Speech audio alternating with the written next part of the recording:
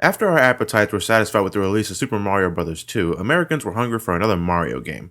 In 1988, Japan saw the release of Super Mario Bros. 3, nearly a whole 2 years before America got a hold of it.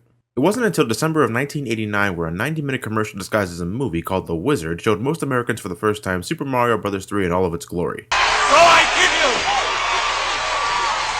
Super Mario Bros. 3!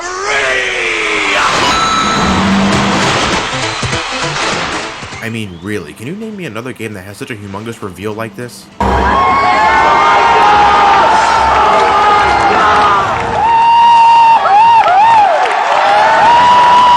In February of 1990, North America was finally able to get their hands on Super Mario Bros. 3 and the reception was overwhelmingly positive. Great graphics, awesome gameplay, and tons of replayability, Super Mario Bros. 3 back in the day was considered one of the best games of all time. But over 20 years later, does it still hold up?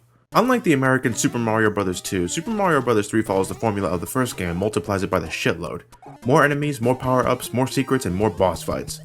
The plot involves Mario traveling through 8 different locations as he tries to defeat all of Bowser's minions, where he can retrieve the magic rods and return each one back to their respective kingdoms. Like the earlier titles, the plot is simple, certainly a little more involved than the other games, but not by much. Super Mario Bros. 3 features 8 different worlds, each with their own gimmick. In fact, I think this is the first game to incorporate all the level cliches we'll become more familiar with in future games.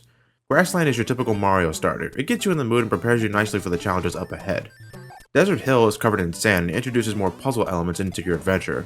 Oceanside is the water world, filled to the brim with aquatic creatures that want your ass. Big Island is exactly what it sounds like. Everything is huge in this world, and for some reason this is a lot of people's favorite world. Personally, I never saw the appeal, and I find it really easy to be honest. The enemies are so much easier to hit because of their gargantuan size. Oh well, moving on, we have The Sky. No, really, that's what the world is called. I guess they realized they forgot to give this world a proper name and gave it this name the day before the game was released. But anyway, it's very platform-esque. Is that even a word? Anyway, if you hate bottomless pits, you're gonna hate this world. Iceland is slippery, fuck this world. Pipe Maze is incredibly hilarious in hindsight, considering all the drug-related jokes the Mario series has been pestered with throughout the years. I mean, come on, even the world map music sounds like something you listen to when you get high.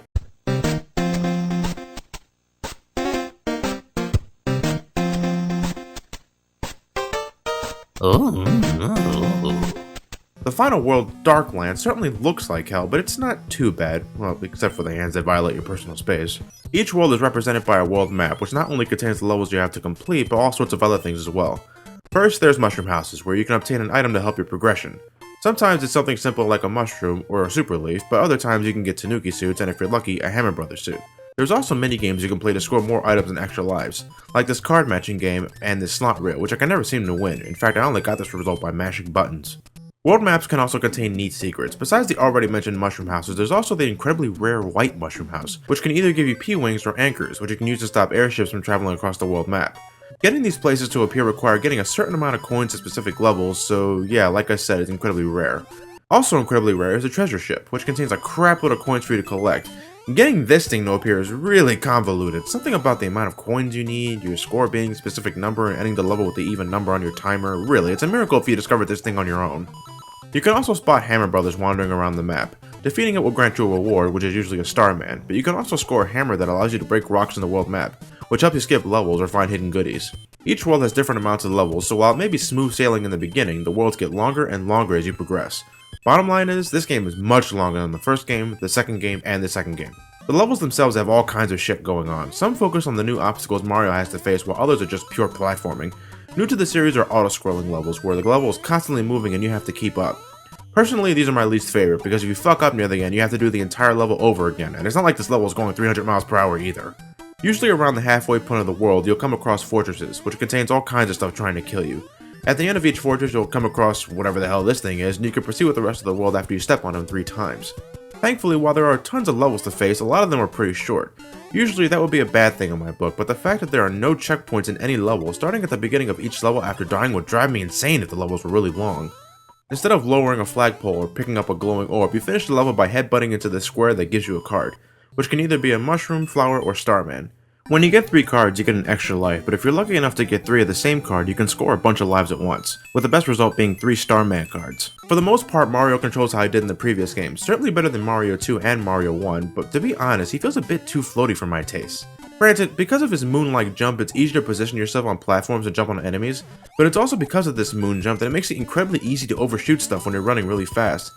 It's not a persistent problem, but it's something I thought I'd mention anyway. This is also the first game where Mario can grab and hold on to Koopa shells, allowing you to throw them as projectiles when you want, and discover hidden goodies when thrown at the right spot. At the bottom of the screen is your score counter, which also displays the number of lives you have, all the cards you obtain, and your P meter, and there has to be a better name for that because I can honestly not say that with a straight face. But anyway, when you run at full speed long enough, the P meter will fill to maximum capacity, where you can jump incredibly high and far. I guess he really needs to go to the bathroom. While traveling in the world map, your score counter also doubles as your inventory, where you can use power-ups you gain from mushroom houses and whatnot, allowing you to prepare yourself for the challenge up ahead. Just about every single enemy from the original game are back in full force. Goombas, Koopa Troopas, Buzzy Beetles, Piranha Plants, Hammer Bros, you name it. However, not only do we get all of the original enemies, but just about every single one of them come in different variations as well. I'm serious, there's a shit ton of enemies in this game, and they all have a bone to pick with our little fat Italian. Besides variations of old enemies, we also get completely new ones. There's fire snakes, cannonballs, thwomps, Rotodisc, boos, and wow, that is the angriest sun I've ever seen. Holy shit, is he trying to attack me? Jesus! Good God, I know Mario has a lot of enemies, but the fucking sun? Yeah, okay, I know, it's not the actual sun, but still, the concept is horrifying. What in God's name am I looking at? Chain Chomps, that's what, making their first appearance in this game. Apparently, they were inspired by a dog that tried to attack Mr. Miyamoto, though personally, if I saw any dog that looked like this, I'd probably shit my pants as well. Thankfully, we have power-ups to help us deal with all the enemies. Returning from Super Mario Bros. Is the mushroom, which makes Mario grow in size and once again allows him to take an extra hit. The Fire Flower also returns, turning Mario into an orange machine of death. Starmen also return, though they don't last as long as they used to. It should also be noted that for some reason, when Mario jumps while using a Starman, he has a flip jump. It kinda looks like a screw attack. Screw attack! Alright, I kinda ran into that one. Who keeps saying that? But if that wasn't enough, we also get some new power-ups added to the mix. First, there's the Super Leaf, which turns Mario into Raccoon Mario, where he grows a set of ears and a tail, which allows Mario to temporarily fly when he runs at full speed. It also allows you to descend slowly if you mash the jump button. If you press the B button while in this state, you can attack with your tail, though personally I find it a bit unreliable. The P-Wing is just like the Super Leaf, only this baby gives you infinite airtime for one level. Great for skipping those levels that drive you nuts. Besides that, we also get the Frog Suit, turning Mario into Frog Mario, which allows you to have much better control underwater. It's incredibly situational and it sucks on dry land, but hey, when it works well. There's also the Tanooki Suit, which is like a beefed up Super Leaf as it gives Mario all the abilities of Raccoon Mario, but it also allows you to turn into a invincible statue by pressing down and B.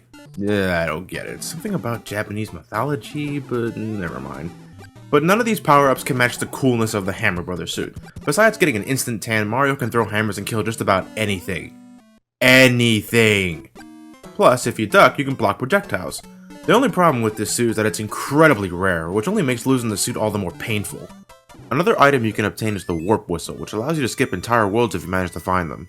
There's only 3 in the entire game, and if you use 2 in a row, you can go straight to the last world. By the way, that whistle sound effect that you hear when you use the Warp Whistle, yeah, that's ripped right out of the first Legend of Zelda game. Finally, there's Kuriboh Shoo, a power-up you can only get in one level in the game, and it simply lets Mario jump on things he couldn't before, which makes the level incredibly easy. That's nice, but I'll take the Fire Flower any day. Why do people love this shoe so much?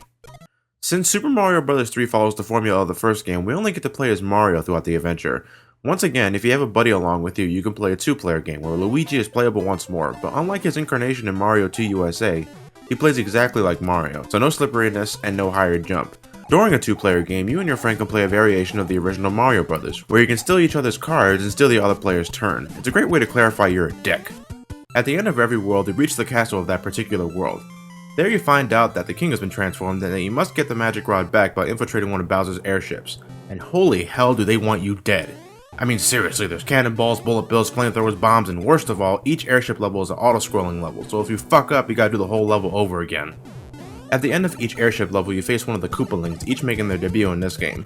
Larry Koopa, Morton Koopa, Jr., Wendy-O Koopa, Iggy Koopa, Roy Koopa, Lemmy Koopa, Ludwig von Koopa. Professor and Mary Ann. But honestly, besides different appearances, they all use the same strategy of trying to blast Mario with a magic scepter and occasionally jump.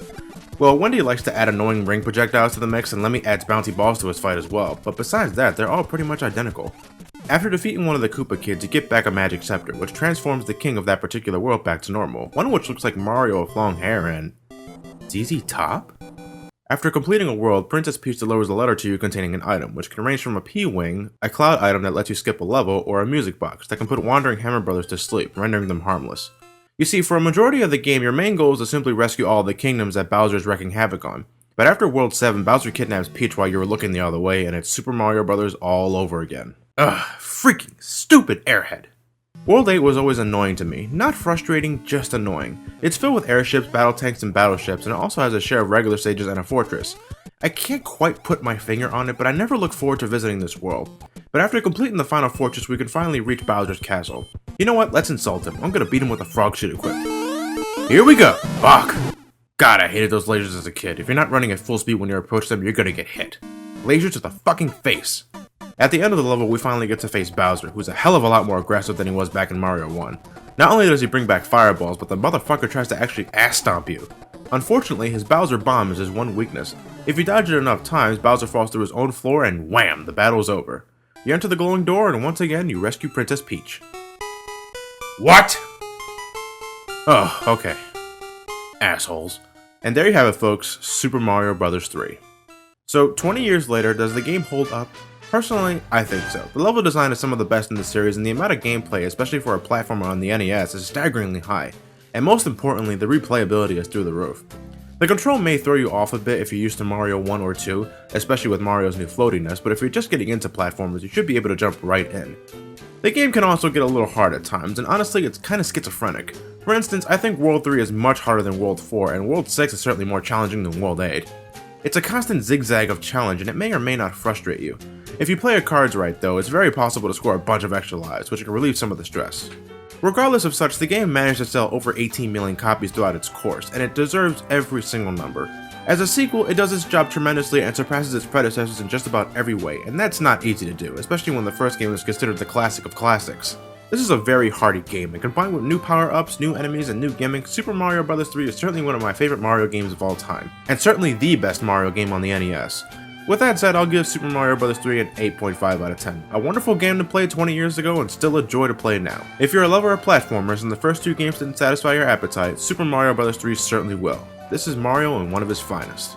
Alright guys, one more game left to go, and this time we're going 16-bit. So next time we meet, we're looking into Super Mario World for the Super Nintendo.